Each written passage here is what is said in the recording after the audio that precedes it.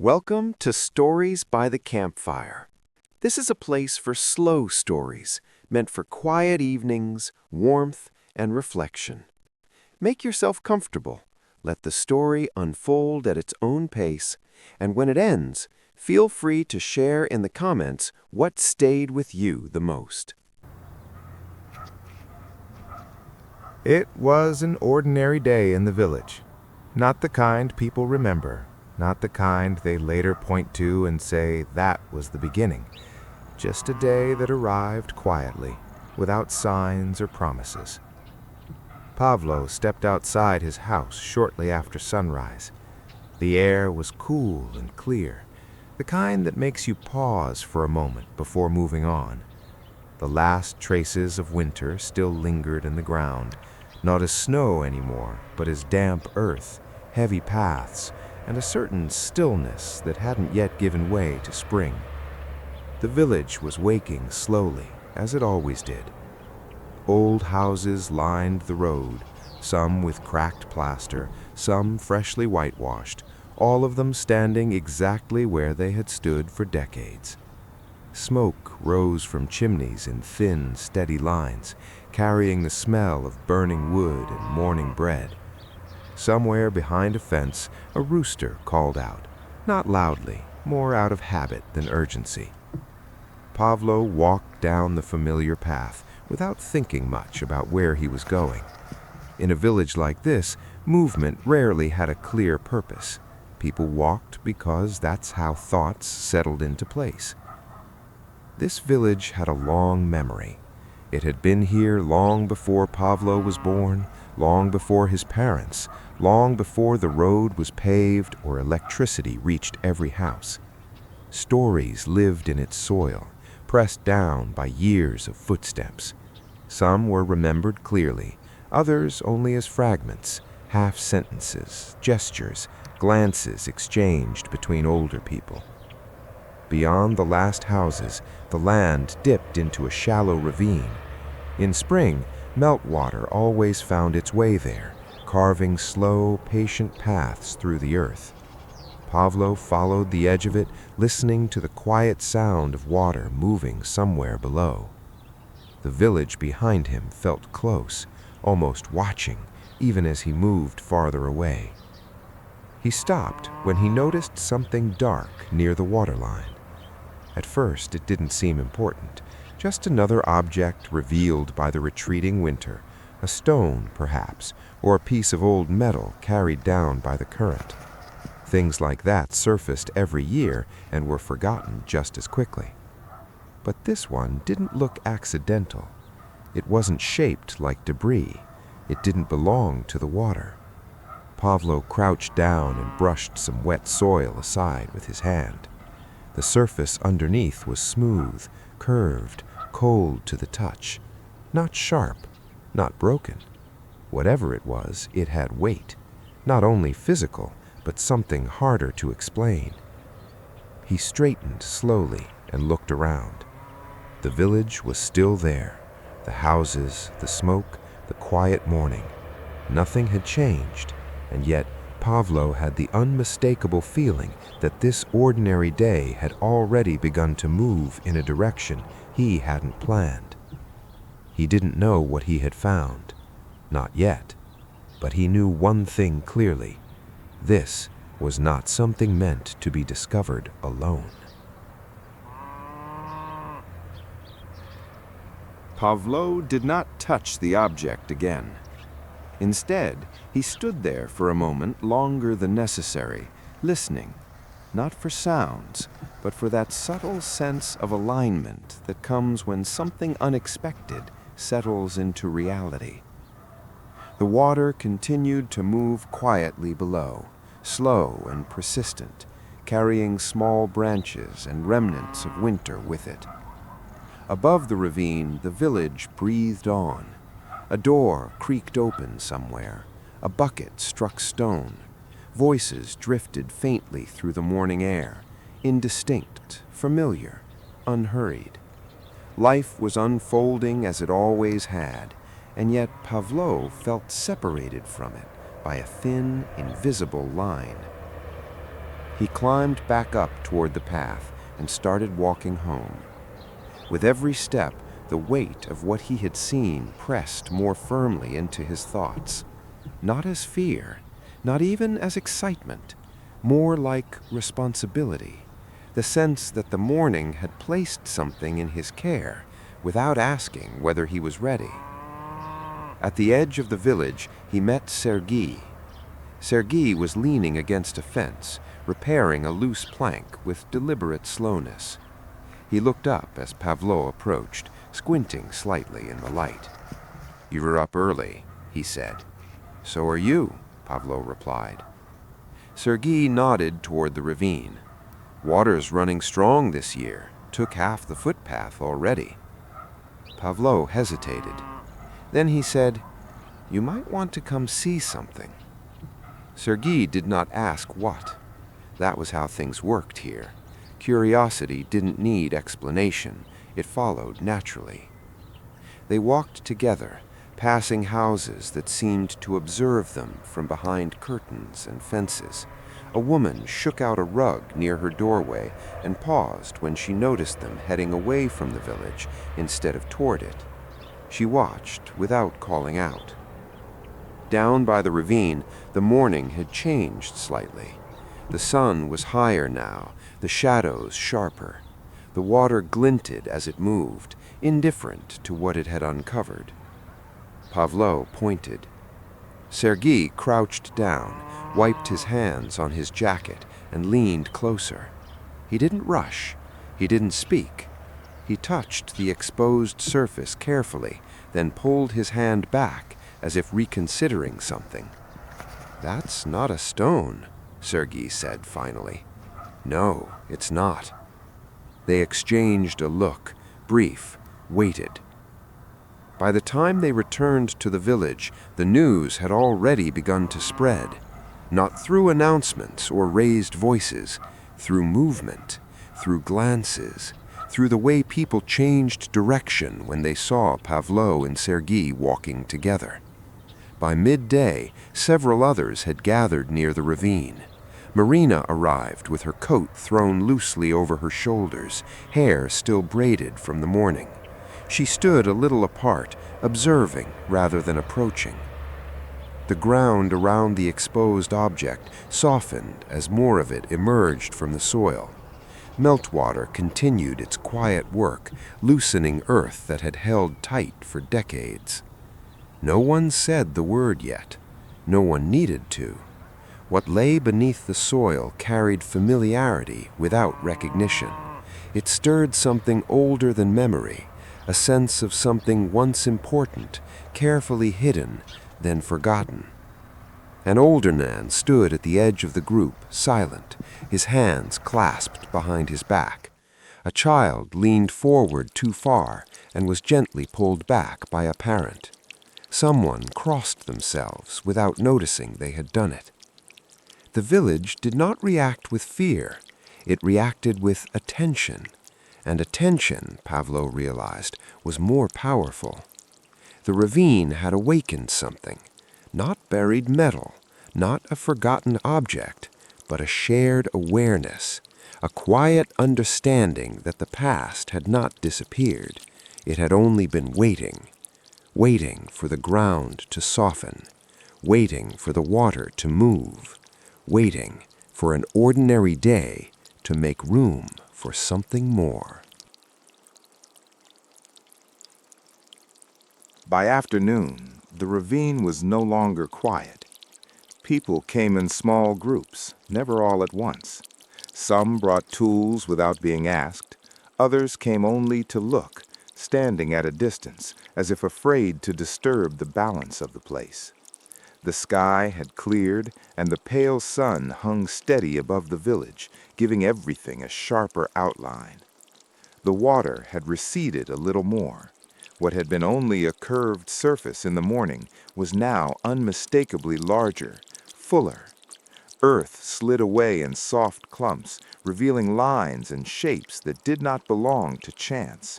Whatever lay there had been placed deliberately, with care. Marina knelt near the edge of the ravine, using her hands instead of tools. She brushed soil aside gently, as one would with something fragile. Her movements were slow, attentive. She smiled, not broadly, but with quiet recognition. "It feels familiar," she said, not expecting an answer. Pavlo understood what she meant. There was no fear here, no unease. The atmosphere was closer to the feeling of opening a long-closed room and finding it exactly as it had been left, dust-covered perhaps, but intact. Serhi stood back, watching the group. He noticed how people moved differently now. They no longer circled the ravine as outsiders. They leaned in, adjusted their footing, spoke softly, as if the place itself demanded a certain tone. Children were kept at a distance, not out of danger, but out of respect. Even they seemed to sense it. One boy asked what it was, and his mother replied, "Something important," and that was enough. Someone finally said it out loud, not loudly, not ceremoniously, just as a statement of fact. The word settled among them easily, without resistance. Instead of gasps or whispers, there was a gentle exhale, the collective release of something unnamed. Heads nodded, a few people smiled, someone wiped their eyes and laughed quietly, embarrassed by the gesture. This wasn't discovery in the way history books describe it. It was recognition. An older woman touched the ground and murmured a phrase Pavlo had heard before, long ago, spoken by his grandmother on certain mornings. He didn't know exactly what it meant, but it belonged here. The village seemed to draw closer to the ravine, physically and emotionally. Paths shifted. People who had no reason to be there found themselves lingering. The past, Pavlo realized, had not arrived as a burden. It had come back as a reminder. As the light began to soften toward evening, the surface of the object caught the sun one last time. The reflection was warm, not bright. It did not demand attention. It accepted it. Someone suggested covering it for the night, not to hide it, but to protect it. Others agreed immediately. Cloth was brought, then boards, then stones placed carefully along the edges. As they worked, Pavlo felt something settle inside him, a calm certainty that this was not the end of the story, but its true beginning. Whatever had been hidden here was not lost. It had simply been waiting for the village to remember itself. By the time evening arrived, the village felt fuller, not louder, fuller, as if the air itself had gained weight, holding on to the warmth of the day and the quiet excitement that lingered beneath ordinary routines. The ravine was covered for the night. Boards lay carefully across the exposed ground, cloth tucked beneath them, stones set in place with deliberate attention. It was not concealment, but care, a way of saying, "We see you, and we will return." People drifted back toward their homes in small clusters, the paths between houses filled with slow footsteps, low voices, and the soft scrape of boots against damp earth. The day's work had ended, but no one felt finished with it. Light began to glow in windows one by one. Pavlo walked through the village without hurry. He passed familiar houses that suddenly seemed more present, more alive. The walls, the fences, the worn thresholds carried a new kind of attention, as if they too were aware of what had surfaced. He paused near the old crossroads, where the road split toward the fields and the forest. From here, he could see most of the village. Smoke rose evenly from chimneys, blue-gray against the fading sky. The smell of supper drifted outward, bread, onions, something simmering slowly. Inside many homes, the same conversations were unfolding. Not about the object itself, but about memories it had stirred, about voices from the past, about things once seen, once heard, once taken for granted. Marina sat at her table, hands wrapped around a warm cup, listening as her mother spoke. The words moved gently, circling stories that had not been told in years. They weren't dramatic. They didn't need to be. Their value lay in their persistence. Serhiy stood by his window, looking out at the street. He noticed how people lingered longer before going inside, how neighbors paused to exchange a few words instead of a nod. The village had slowed down, not out of necessity, but choice. Darkness fell gradually. The sky turned deep and clear, holding on to a few pale stars. The moon rose thin and steady, its light soft enough not to intrude. Even the dogs barked less, as if they sensed that this evening was meant for quiet. Pavlo returned home later than usual. He set his coat aside, washed his hands, and sat without turning on the light. From his window he could see the faint outline of the ravine in the distance. Nothing about it stood out now, and yet it felt different, anchored, awake. He thought about how easily things disappear when no one is looking, and how easily they return when someone finally does. That evening did not end with decisions. No plans were made. No words were chosen for what would come next. But as the village settled into sleep, one thing was certain. What had been uncovered was no longer alone, and neither were they.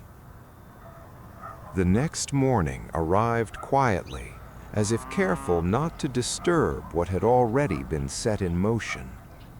The village woke slowly. Doors opened later than usual. People lingered on their thresholds, looking down the road toward the ravine, as if expecting something to happen on its own. The air carried a thin chill, softened by the promise of another clear day. Pavlo was already outside when he noticed him. The old man stood near the fence at the edge of the square, his coat buttoned all the way up, his hat pulled low. He was not looking at the houses or the people passing by. His gaze was fixed in the direction of the ravine, steady and unblinking. Pavlo recognized him at once. Mykola Petrovich lived at the far end of the village, in a house that seemed to lean slightly inward, as if listening more than watching. He was older than most could remember, and for years he had spoken little, not because he had nothing to say, but because he had learned that words lose weight when spoken too often. Seeing him outside this early was unusual. Pavlo approached slowly, careful not to startle him. "Good morning," he said. The old man turned his head just enough to acknowledge him. His eyes were clear, alert. There was no confusion in them, only depth. "I thought I might see it again," Mykola Petrovich said quietly, "even if just from here." Pavlo nodded. "We covered it for the night to keep it safe." The old man gave a small smile. "It stayed safe for a long time already." They walked together toward the ravine, not speaking much. Along the way, a few people noticed them and fell into step behind, sensing that this walk mattered. When they reached the edge, Mykola Petrovich stopped. He did not rush closer. He stood still, his hands resting on his cane, his posture firm despite his age. The boards and stones lay undisturbed, exactly as they had been left. He closed his eyes for a moment. "I was a boy," But I remember the sound," he began. No one interrupted him. "The church stood on the hill," he continued, pointing with his cane. "Not large, stone walls, simple roof, but it held the village together in ways people don't always notice while it's there."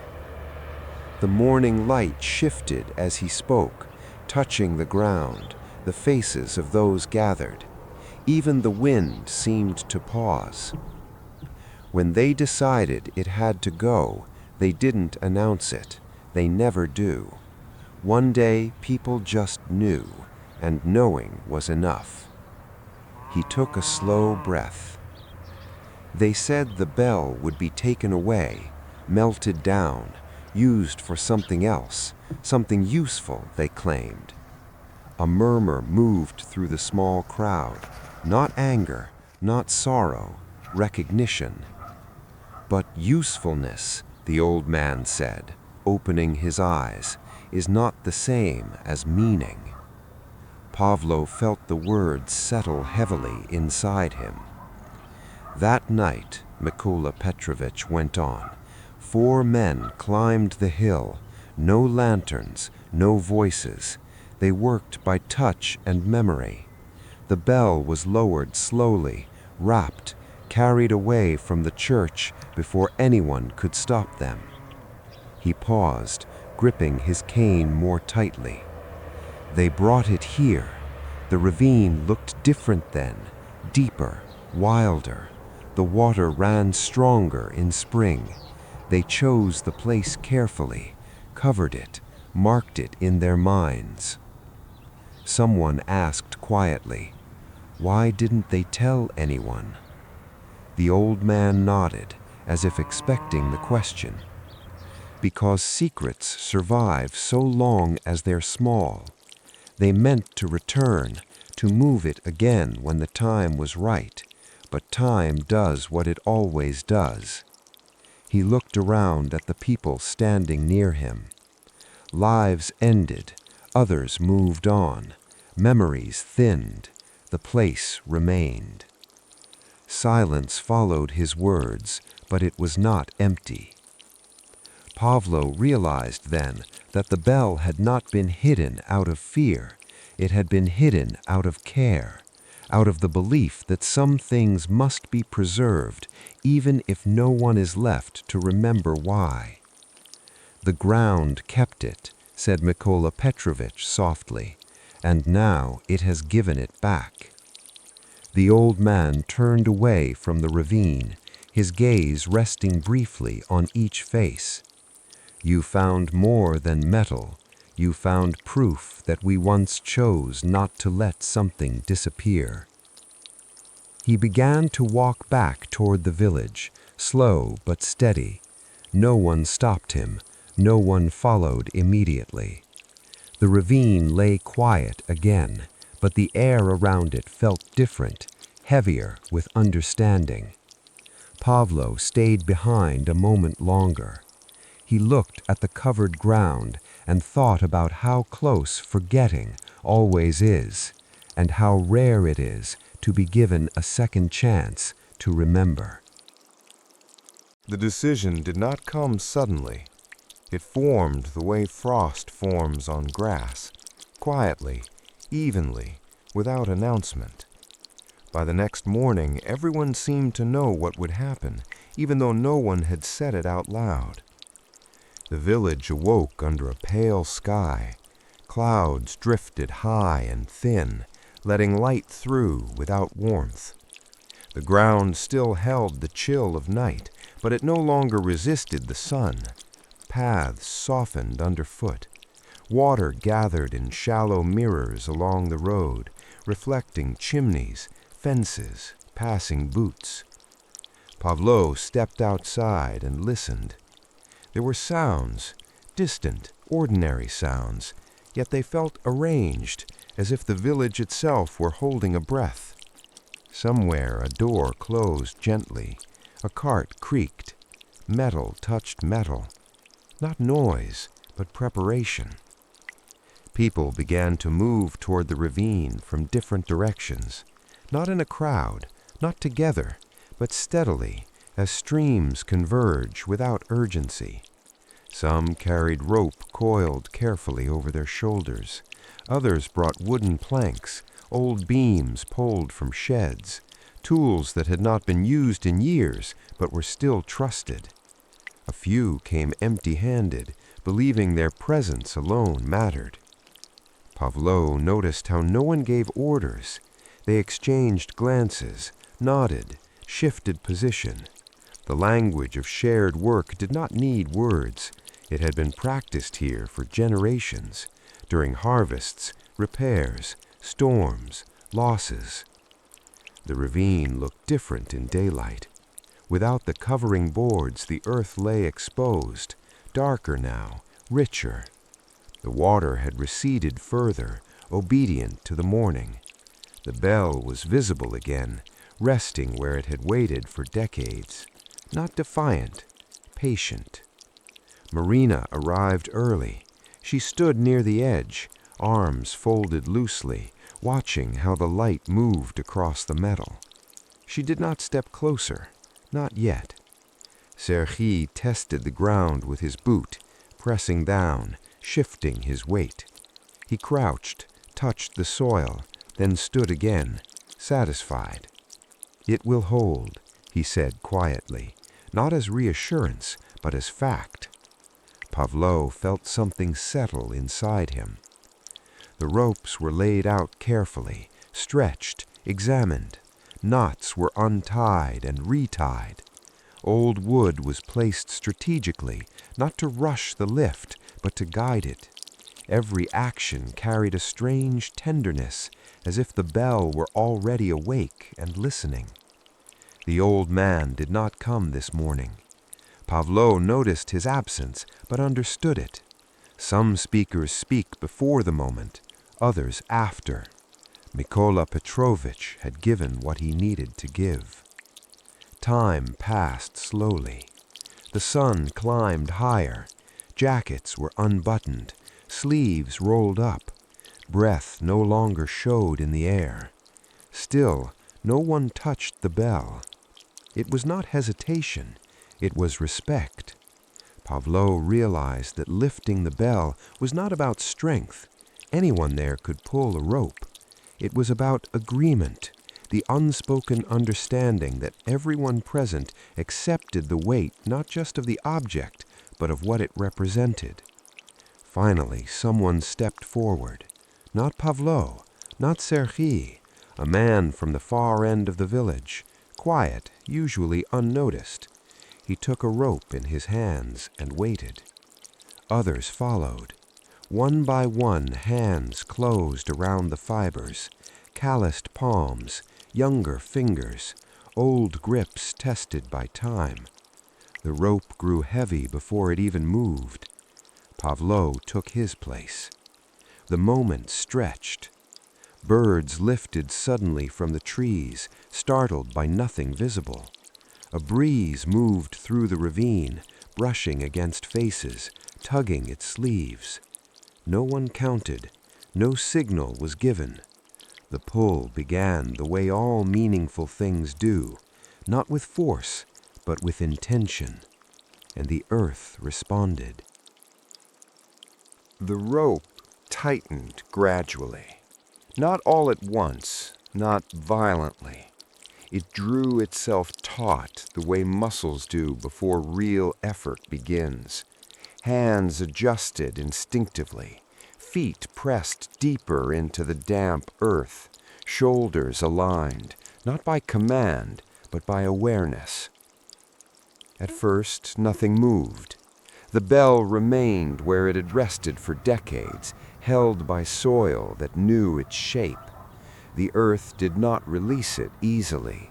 It resisted, not in anger, but in habit. Pavlo felt the tension travel through the rope and into his arms. It was heavier than he had expected, not only in weight, but in presence. The fibers bit slightly into his palms, warm and rough. Around him, breathing changed, deeper, slower, more deliberate. Someone shifted footing. Someone else leaned back a fraction more. No one let go. The first movement was almost imperceptible. A sound came from beneath the bell, a dull, low murmur as if the ground itself were responding. Soil cracked softly, water slid aside, making room. The bell tilted by a finger's width. That was enough. A ripple passed through the group, not excitement, understanding. The bell was willing now. It had been waiting for this exact balance of effort. They pulled again. This time the movement was clearer. The bell rose slowly, reluctantly, dragging the past upward with it. Mud clung stubbornly to its sides before dropping away in heavy clumps. The metal emerged darker where it had been hidden, lighter where the sun reached it. Pavlo felt his body surrender to the rhythm. The pull was no longer individual. It was shared. A single motion spread across many people. When one adjusted, the others followed without looking. The bell lifted free. Not high, not triumphantly, just enough to break contact with the earth. In that moment, everything stilled. Even the wind seemed to pause. The ravine held its breath. Birds quieted. The village, though distant, felt closer than ever. The bell swayed slightly, suspended between ground and sky. The rope creaked softly, protesting but holding. Wooden supports were slid beneath with care, guided by hands that no longer trembled. As the bell touched wood, a sound escaped it. Not a ring, a breath, a deep, rounded tone, barely audible, but unmistakably alive. It did not cut through the air, it settled into it. Pavlo's chest tightened. He did not look away. He did not want to miss even the smallest detail, the way the sound lingered, the way people froze, the way something old stirred and then rested again. Someone crossed themselves quietly. Someone wiped their face without realizing they were crying. No one spoke. The bell was lowered fully onto the supports. Ropes slackened. Hands loosened their grip one by one, reluctant to let go, as if the moment might slip away with the tension. The weight was gone from their bodies, but not from the air. Pavlo stepped back and finally allowed himself to breathe normally. His arms ached, his palms burned slightly. It felt right, earned.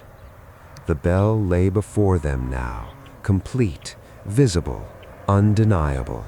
It was not polished, it was not restored. It was exactly as it should be, present. The sun broke fully through the clouds then, spilling light across the ravine. It touched the bell's surface and revealed every mark, every scar, every line left by time. None of them diminished it. They completed it. Not as individuals, not as witnesses, as a village. When it was done, no one moved right away. The bell rested on its wooden supports, steady now, grounded in a different way than before. The ropes lay slack at its sides, their fibers darkened by damp earth and effort. Hands that had just moments ago pulled together now hovered uncertainly, unsure where to go next. The ravine felt wider, not physically, but emotionally, as if the space around the bell had expanded, making room for something new to settle in. People stepped back slowly, one at a time. Some leaned against trees or rested on their heels. Others sat directly on the ground, unconcerned with mud or cold. The urgency that had carried them through the morning had dissolved, replaced by a gentle heaviness, the kind that follows meaningful work. Pavlo walked a short distance away and turned back. From here, he could see the bell clearly, framed by earth and sky. It no longer seemed hidden or fragile. It belonged, not to the ravine, not to the past, but to the moment they were standing in. The village beyond the trees stirred faintly. Somewhere a door closed. A voice carried briefly on the air. Ordinary life continued, unaware of the subtle shift that had just taken place. Marina stood near the bell, hands clasped loosely in front of her. She did not touch it again. Instead, she looked at the people, at their faces, their posture, the way they lingered. A small smile crossed her face, thoughtful rather than joyful. Serhi spoke quietly to someone nearby, pointing toward the supports, the ropes, the ground. Not instructions, considerations. The practical mind stepping gently into a space shaped by emotion. The old man was not there, but his presence lingered. His words had taken root. Pavlo felt them surface again now, as if spoken not days ago, but just moments earlier. The bell had been hidden to be saved. Now it was visible to be remembered. Sunlight shifted as clouds drifted apart. The light grew warmer, clearer. It fell across the ravine and settled briefly on the bell's surface, illuminating it fully. In that light, the bell did not appear solemn or imposing. It appeared patient. A breeze moved through the trees, brushing leaves together with a soft, dry sound. The air smelled of earth and early spring. Pavlo inhaled deeply, aware of how much effort it took to arrive at this quiet. Gradually, people began to talk again, not about what had happened, but about what might come next, where the bell could rest, how it might be protected, whether it should ever sound again. These conversations were careful, tentative. No one rushed toward answers. There was a shared understanding that whatever followed would need time to grow. Pavlo felt no urge to decide anything himself. Some things, he realized, unfold best when left alone for a while. He turned away from the ravine and looked back toward the village. Smoke still rose from chimneys. Life waited, called gently. Behind him, the bell remained, silent, present, no longer forgotten. Days passed.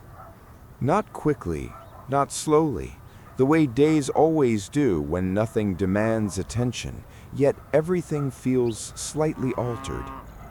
The village returned to its familiar rhythm, but the rhythm had changed key. People walked the roads as before, tended their gardens, repaired fences, carried water. Yet pauses had lengthened, glances lingered, conversations drifted toward memory more often than habit. The bell was moved carefully, not to a place of display, not to draw eyes or visitors. A simple shelter was built for it. Wood, old beams, a roof that kept rain away but did not hide it from light. It rested there, solid and quiet, no longer buried, no longer exposed. Pavlo came often, sometimes in the morning when the air was cool and the village still half asleep, sometimes in the evening when the light softened and shadows stretched long across the ground.